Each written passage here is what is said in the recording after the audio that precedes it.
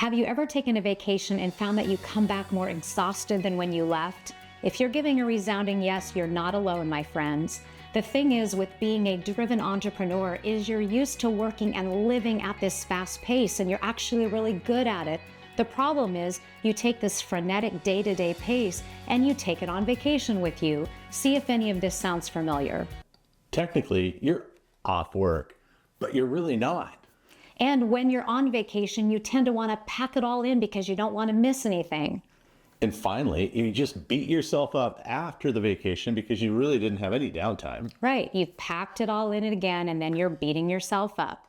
Well, this is not the way that you need to live. And the reason why we're doing this video series on taking a sabbatical is it's so important for you as a driven entrepreneur and for us too to learn how to slow down. Let's face it, we're just not good at it.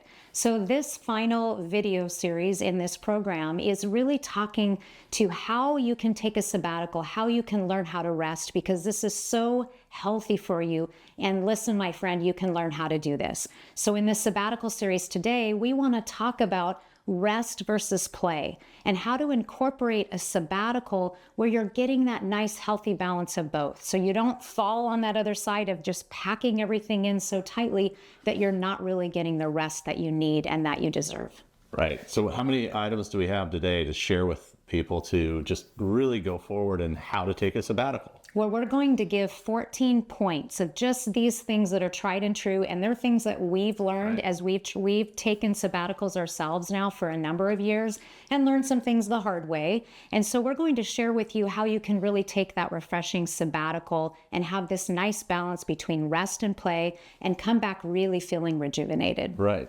The first thing I think you need to do is pick your destination. I mean, if you pick the wrong destination, you go someplace that just doesn't allow for downtime, or you're there with all your colleagues, your friends, just find the right spot. Right. So, and that's what's the right destination for you. So Right. do you get rejuvenated when you take a beach vacation? Do you want to take a vacation where you have a lot of tours and things? Are you interested in going and seeing historical sites? Would you like to take a cruise? And where would you like to go? So picking that right destination is really important, making sure that you're picking a place that you really want to go, that's been on your bucket list and you're excited about. And I think that we compromise with that. I think that you like to sit down and really stop at the destination. Mm-hmm. And I still like to see the sights. Right. And so we find either I go do that while you read a book or go to the spa, or vice versa. You come with me and then I just go hang out at the beach. So Right. you have to compromise there. That's important. When you're traveling with somebody else, you have to come up with a compromise because you may like different things. Right. But there's a way to make it work. And then that leads right into the second thing is, making sure that you have everything planned in that location, that you know what you're going to do when you get there. Right. So allowing enough time at each designated location. And I know for me as being the designated travel planner of the group, is there's a lot that we want to be able to see. And when we're going on a vacation, on a sabbatical, we wanted to see so many different places. You don't want to miss anything. That I personally made the mistake myself of packing things in too tightly and then not getting the rest that we needed as well. So just making sure you're allowing enough time. And this can be really helpful too. Like when we went to South America, we got the help of a professional travel agent who recommended to us, look, you really, to get a good feel for this location, you should stay this amount of time here. Right. And that really helped us to be able to make that change. I think that people call it slow travel versus fast travel. Some friends of ours do that, and slow travel is the whole month in one little location, maybe a city, and then you use that as your headquarters. That's an option. Right. Or just at least a couple of days where you're going, so you're not just living out of your suitcase, packing, unpacking, and there's so much travel that needs to be done in between. So I think that's important, so you can really relax. Exactly. So unless you like to just really hop from place to place, and that makes you excited, most of us need to have more of a balance between that relaxing time and traveling time. Right. Sure. And then also the third one is balance between relaxing activities. What do those look like? And what does that look like to you? To me, riding a bicycle on the streets, relaxing. To you, not so much. Right, right. And definitely talking about what that looks like. So on our recent sabbatical, when we went to South America, is we really did it week by week. We took a 6-week sabbatical, and we really balanced it with a doing week and then a being week. And I highly recommend this, balance a doing week with a being week. So what I mean by that is we would have one week, like when we were in the Galapagos, we ended up taking a cruise there, and it was a highly scheduled week. So we knew that every single day we were going to have activities from the time we woke up in the morning to the time we went to bed at night, and everything was going to be heavy scheduled. We were going to see a lot of things, and it was going to be amazing. And then we followed that up the next week with a beach week where we just stayed at an Airbnb for a week with no agenda, and it was awesome. We could sleep in, we walked the beaches. We didn't really have any plans of where we were going to have dinner. We just walked into town. So for us, that worked really well. Right. That was a great way to balance it. And not only the location, but activities. You need to balance the activities that you're going to do with that. So, right. And then because it's supposed to be a sabbatical, take that. And number 4 is add balance, or downtime rather, to the downtime. Add, when you think you have enough time to just relax and be, make it more. Right, right. I think this is something that we both have really had to learn to do well. Anytime I would try to rest and relax, whether that be when I'm not on vacation and I'm taking the weekend off, or on vacation, you just feel restless, you feel guilty, you feel like there's something that you should be doing.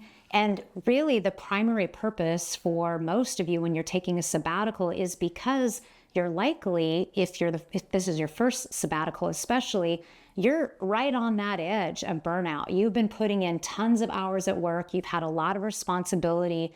And my friend, you need to rest, and you need to give yourself permission to pause, permission to rest. So I can't emphasize that enough, that schedule that downtime. Don't overschedule yourself, and make sure that you have plenty of time to just rest and to just be and do those activities that are really relaxing for you. Right. I think recovery is the whole point of the sabbatical. And so remember, doing nothing is doing something. Right. Or doing nothing is something worth doing. Well, that's probably better. Doing nothing is something worth doing. And that's really hard to learn, but it's so important that you're actually being productive, being unproductive, that's okay. Yeah, I'm not very good at that. And then the next one, I've kind of alluded to it, is include things that refresh you. What does that look like? Right. Everybody's different. So what refreshes you? Swimming in the cold water. Right. Riding a bicycle. Exploring places I probably shouldn't explore. I worry about him getting lost from time to time. Yes, I don't get lost. I might just not be in where I should be. That's true. Great job making it this far and being committed to your personal and professional growth. Now, we want to make sure that you're able to take the lessons from this episode and apply them to your leadership and life. So we've created absolutely free a downloadable worksheet that you can download right now, and it's going to show you the top lessons of today's episode, and more importantly, help you create an action plan so you can take these principles and put them in process in your life right away. So go ahead and get this resource, and let's get back to it.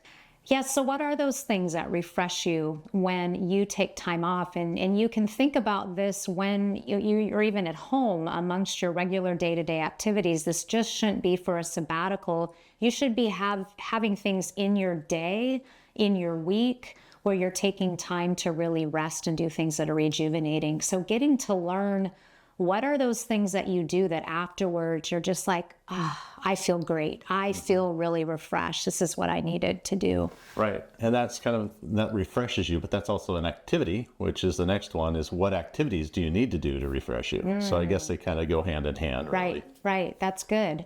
Well, for me, one of my favorite refreshing activities when I get a chance to really take downtime is like you said, I love to go to the spa. And if we go to a beautiful destination, that for me is just such a nice balance to going out and taking an amazing hike with amazing views. And then the next day being able to have just a spa day where I can have some downtime. I love to be all by myself in the spa and just enjoying that time so much of just having that refreshment. And believe me, I get out of there and I'm just a noodle. I feel so good. Right. And the best part is that she's not supervising me. So I can go get on a bicycle and go explore and do whatever I want to do and get all, and it's just as long as I show up on time. It's Right, okay. right. And then you have activities for us to do that you've lined up for the next day, which is great. Yeah, no, it works out well. Yeah, and talking about just that balance of activities, when you talk about doing those things that refresh you, I mentioned that I love to go on a big hike, and I think that I also find refreshing. But when we went to Peru as part of our 6-week sabbatical, I was recovering from a leg surgery. And even though I was excited about all these big hikes and big explorations, and you really wanted to do all of these hikes, and I wanted to do them too, and you were just in much better shape than I was, especially with me just recovering from a surgery. And I actually pushed myself too far by scheduling these activities that I enjoyed, that I loved to do, but I wasn't keeping in mind what my body needed or really listen to my body. So really test yourself on these things. If you've scheduled things that are rejuvenating, but they are things that take a lot of energy and may deplete you, you've got to know what those things are. Because for me, I ended up, in some ways, I was doing it for me, but I was really doing it for you because we were going to be leaving. I wanted to be together. And I ended up coming back that next week and getting sick because I had really pushed it at the end just to see some of the things that we wanted to see. So we realized in that learning that we caught ourselves, which is why making this list, we hadn't made enough time in Peru to really see everything that we wanted to see and have the downtime. Right. We didn't eat enough guinea pig. Oh, is that it? Yeah. It would have got you going and kept you going, so you would have healed better. It could have. Well, and remember, we stayed at just this gorgeous property that we only had one night at.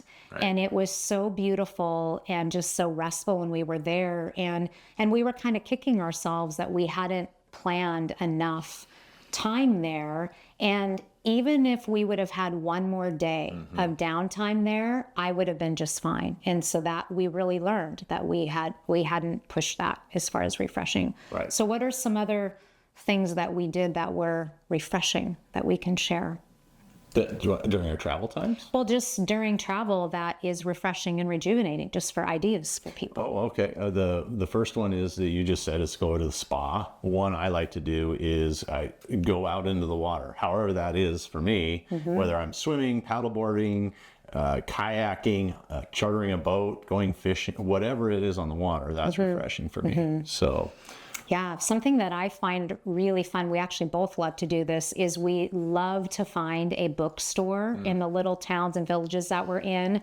And we have come away with some of the best reads, some really fun material that's often been about the locations, whether it's fiction or nonfiction. And we found some just really fascinating bookstores along the way. Books you can't find anywhere else. Right. And so, I mean, we've looked a couple of times. It's like, oh, I want to read that when I get home. I forgot to buy it. And, right.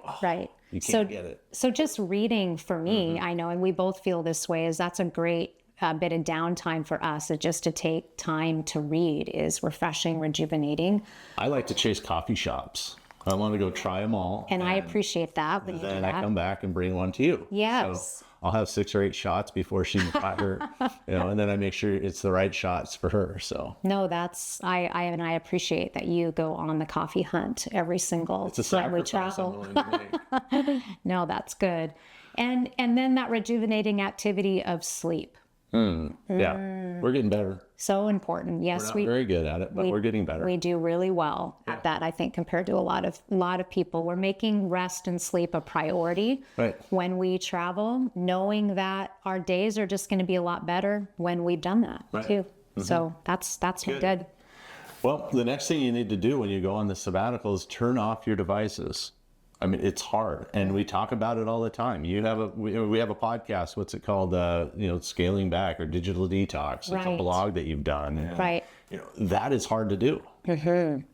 Yeah, and even one of the things that we learned, I didn't know this before, but that when you take a photo of something, that you actually have less memory of the event than if you were just to experience the event. And I would have thought if you took a photo, then, because you think about it, I'm going to take a photo so I can remember this.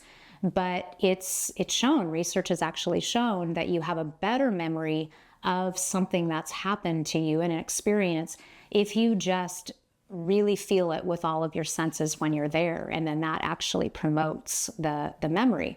So I know that, and we do it too, and we post things on social media to be able to share with you as well. But sometimes just put away that phone and put away that camera and realize that it's okay just to experience the moment and just to really appreciate that you are there in a beautiful place. It's there for your enjoyment, and you don't have to capture absolutely everything. Because if you constantly have your phone out, you're really missing the moments because you're looking at your phone. You're trying to capture everything that you're missing being present. Well, just come home, go on Google, search for images of the location you went, and then pop them up and pretend they're yours. Well, Just, you could do there you that go. too, I suppose. Yeah, it's this balance for sure, because I love taking photos, and you do too. We have a really nice camera, and we love to take photos as well. It's fun. But just again, when I read that research, I thought that's really a good point. And so we'll make a point, even now, just day to day, that we'll just leave the phone behind, we'll leave the camera behind, and then just enjoy our time together. So that's why you haven't taken so many sunset pictures.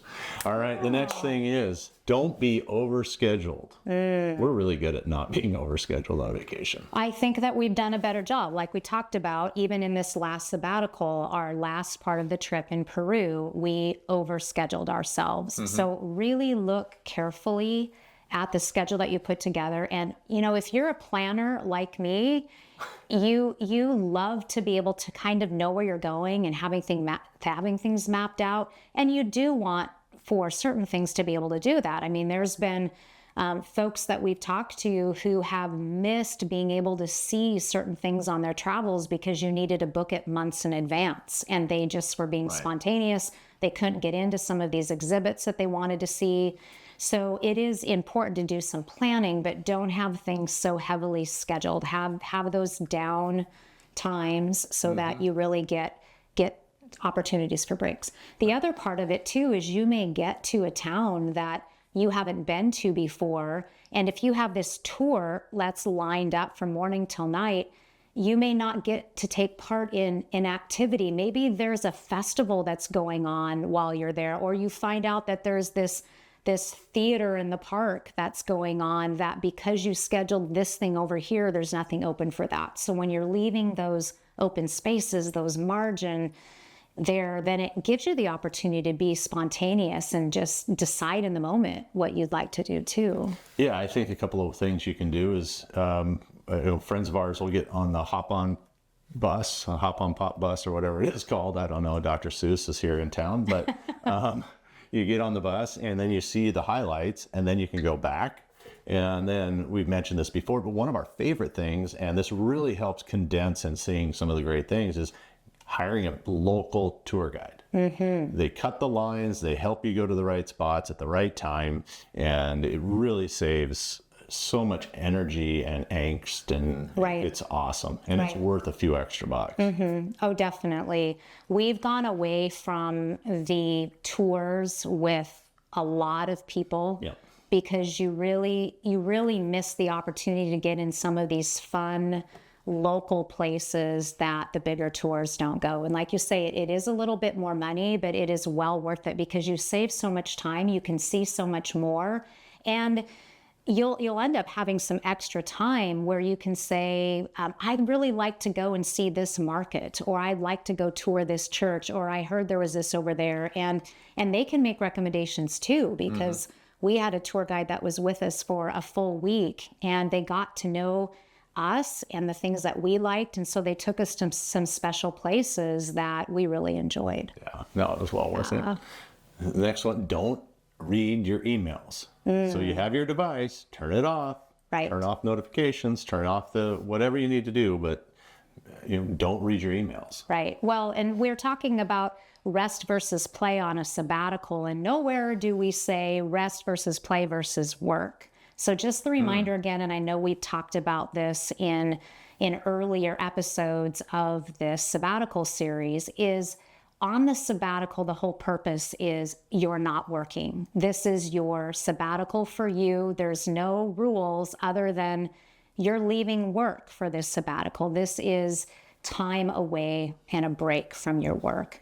So especially don't read emails. So that's really important. And it's so hard to do. And as we've talked about before, it's really hard when you've got your device to not log into your emails because they're right there. Right. So just we briefly talked about this in another episode.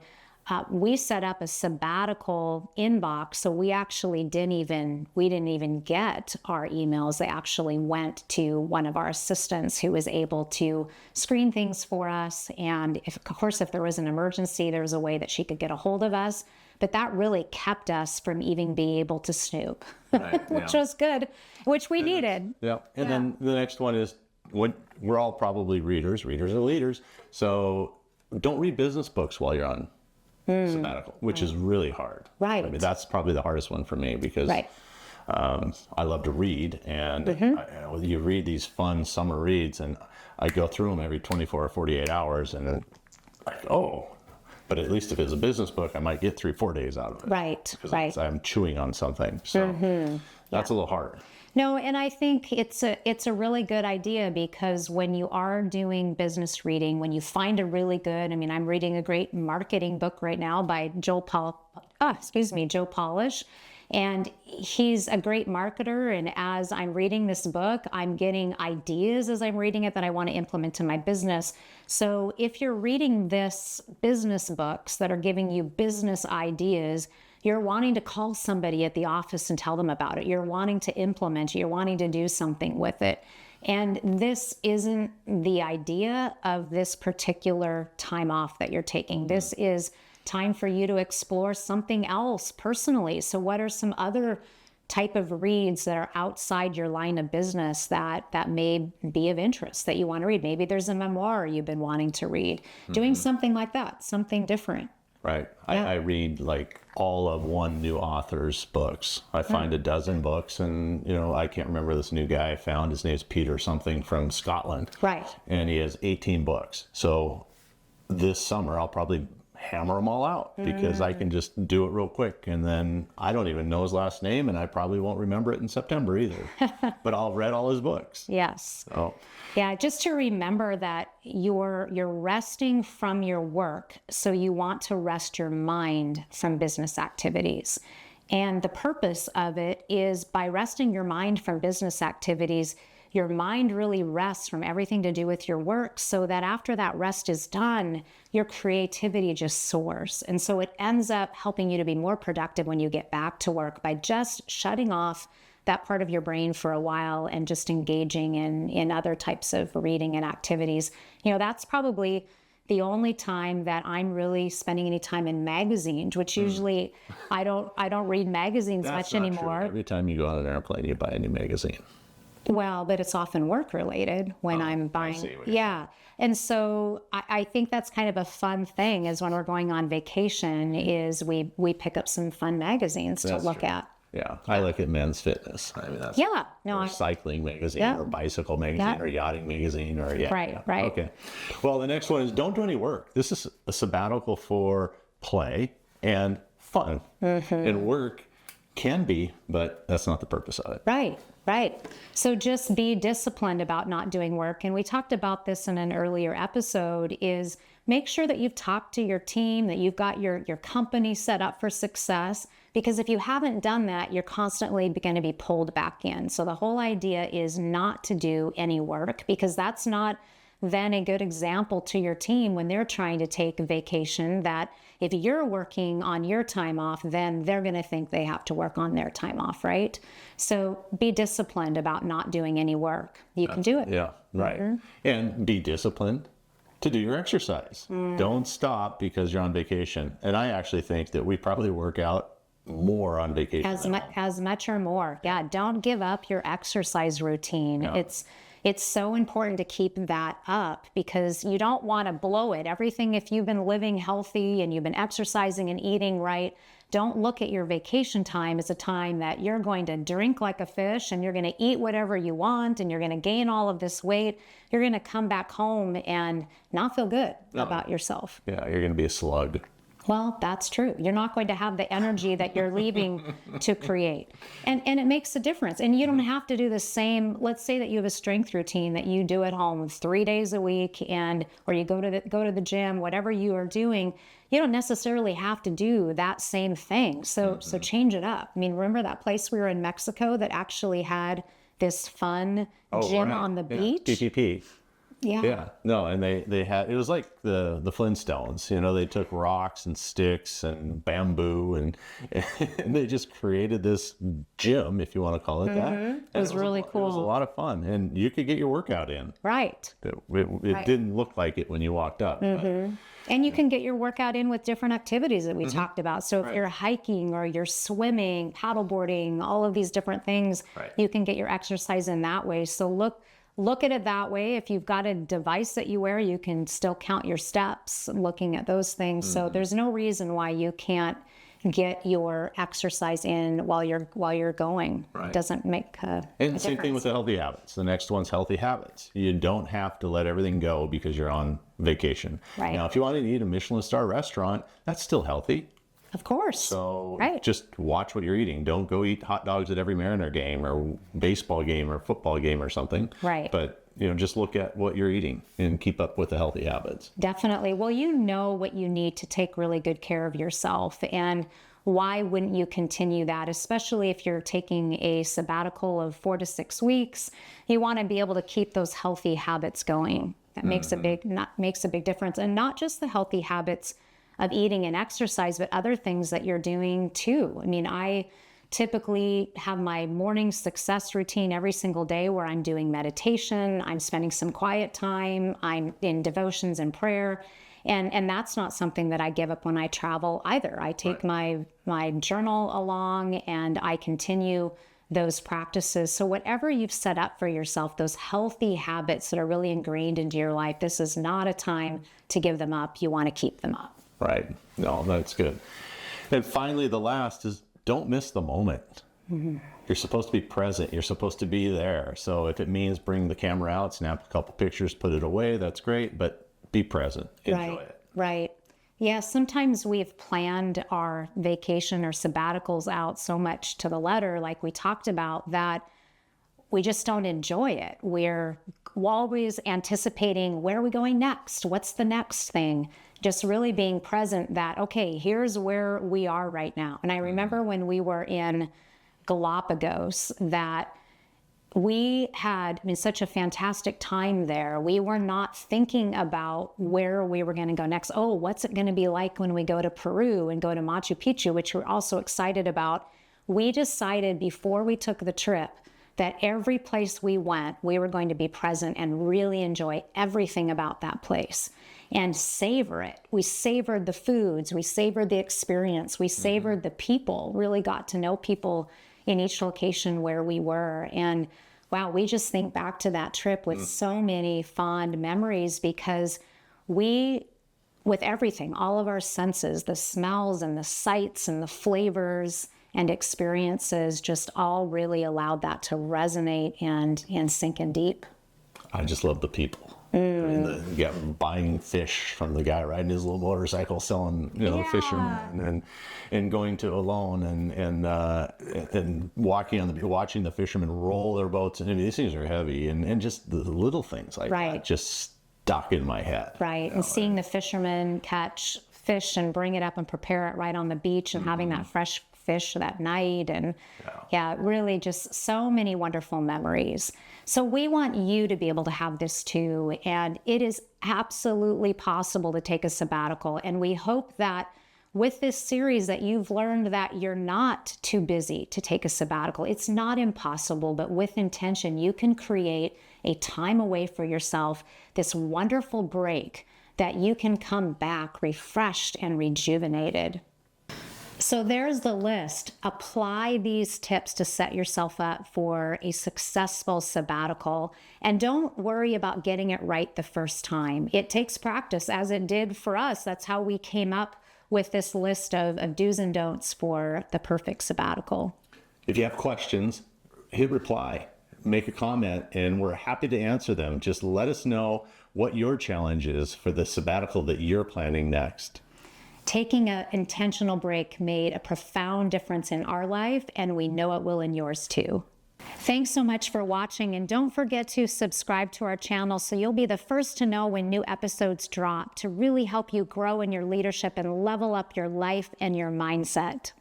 Watch one of these other videos, share with a friend, and don't forget, download the PDF from today's topics so that you can make sure to hold yourself accountable and take that action plan and use it. Have a great day.